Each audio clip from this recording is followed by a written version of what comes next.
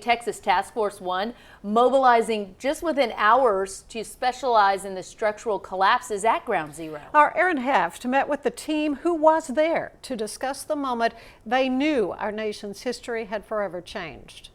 18 years to the day, our local first responders from Texas Task Force One take a look back at the first moments they first laid eyes on Ground Zero. It was very surreal. It was overwhelming. I was in shock.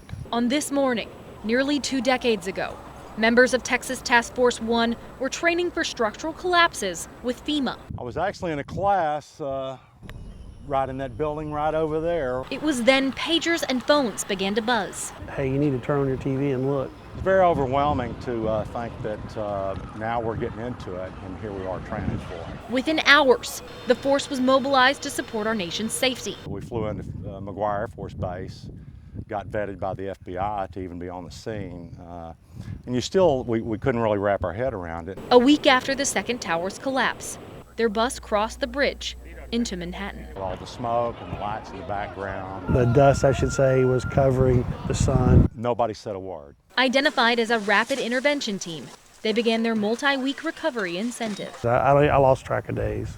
We were just, I suppose, in shock. We were seeing a lot of American flags come out over draped bodies and stuff as they would bring them out. Finding not a single survivor. We found a rope that had a marking. These are search ropes used by firefighters. Well, we followed the rope and it goes into a wall, and you know that whoever was on the other end of that rope, didn't survive. It's very overwhelming. It was the largest loss of life on the U.S. continent in a terrorism event. It was one of the nation's tragic events that you're alive to see.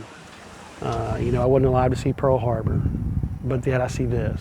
On the ground for nearly 2 weeks, they explained several of their teammates' onset of lung ailments. A lot more people are dying now of cancers and different things like that are more and more as more studies are coming out, they're being related to that event. There are a lot of great people who did a lot of great things after that event that put the national pride back up where it needed to be.